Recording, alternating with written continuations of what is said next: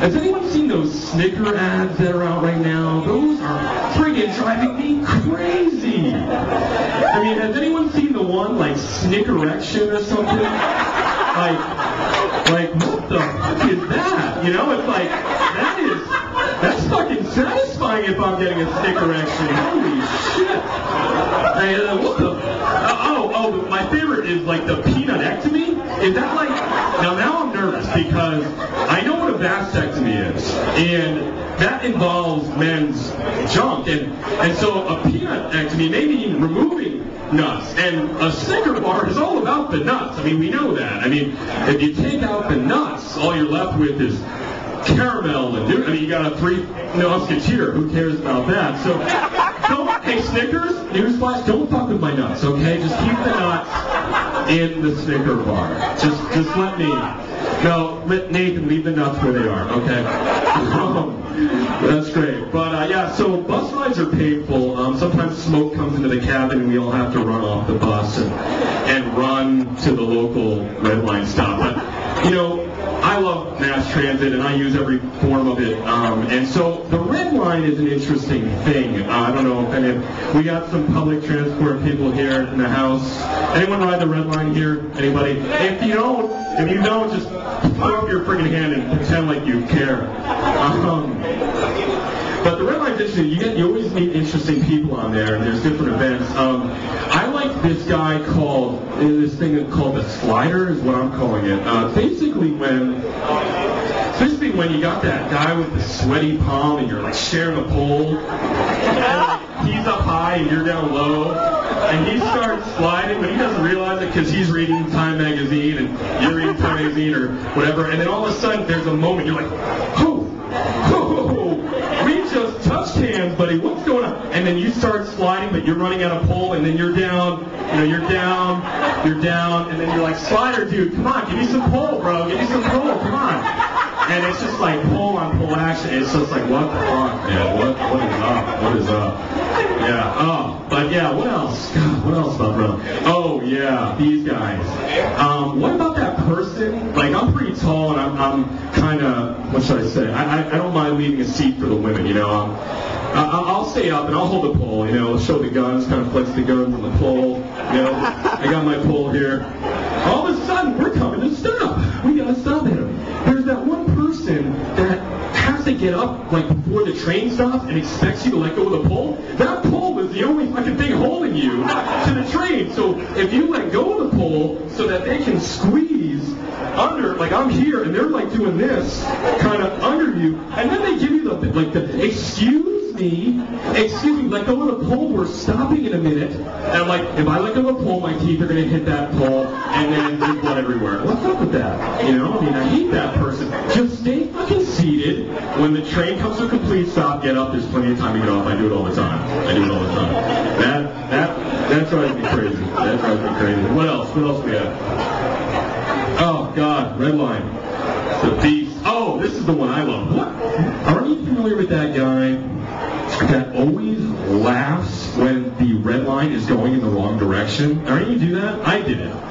It's like, you know, you're heading into Park Street, you head downtown, and it's like, next stop, Harvard. They got that one guy's like, oh, the computer's messed up. It's like going the wrong way. And then you're like, oh shit. Oh my God. And then you're like, hopefully the blind people, you know, the reason for those people is the blind people. Because if you don't have that laugher, the blind people don't know that you're fucking going the wrong way until they hear that a-hole. Oh man, this thing's all screwed up. We're not really going to Harvard. We're going downtown, bitch. Yeah. Oh man, I love that guy. And you know what? You know, good for him. Let us know, let the blind know where we're going. You know, honestly, I was that guy. But and then it became like, it was a laugh and it was a smirk. We're going the wrong way. And now it's like, you freaking idiot, shut up. We know where we're going, you idiot. You know, but the blind appreciate it. That's good. Yeah, God, I love the red line. It's such a pain in the ass. Let's go. All right, so I get off the train. I'm walking to work. What is going on with couriers? Everyone knows what a courier is, right? These people are kind of cool. I hope any couriers in the crowd? Anybody? No, didn't think so. Didn't see enough tattoos all the time at work. You wouldn't expect it with this body. I know it's the tapeworm somewhere here that's just eating all the nutrients, but I've got to maintain that tapeworm. But yeah, so I eat all the time, and I go to the kitchen and I'm going to go get a snack, and I'm all excited. Hey, it's time to go over to the kitchen and get some caffeine and get energized. Yeah, all right. And I turn the corner, and that's when I see the defibrillator that we have in our office. And what a downer that is. If there's a buzzkill at the office, it's a defibrillator right at eye level in the kitchen on the second floor. Now, basically, I'm thinking to myself, hey, wait a second, we haven't been trained on this thing. So, in the case of an emergency, who's bringing me back to life? And then I picture myself with this Joe Schmo copy boy from Service Point on top of me going, hey, Phil, it's not your time.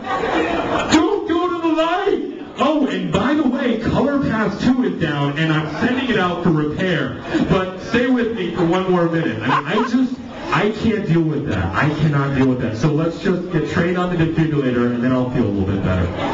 Oh, man. And what's with the kitchen and the friggin' fridge? Smells like shit all the time. If there's someone fucking pouring the cream in the fridge, like there's a layer of cream, and it's like, I know when I use the cream, I just kind of, I walk in the bathroom, and if I see a newspaper in the handicap stall, I don't know about you ladies if you bring reading material in, but we do, that's like the fucking best.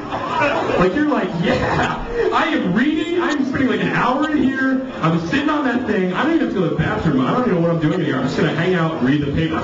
But it gets you wondering, it makes you wonder, who brought that newspaper in there? You know, because honestly, if you see a guy walking into the bathroom with a newspaper, he's going to dump. I mean, that's a fucking flag, that's a sign going, dump coming up, because no one's using that at the urinal and no one's brushing their teeth with newspapers, so that's always awkward. But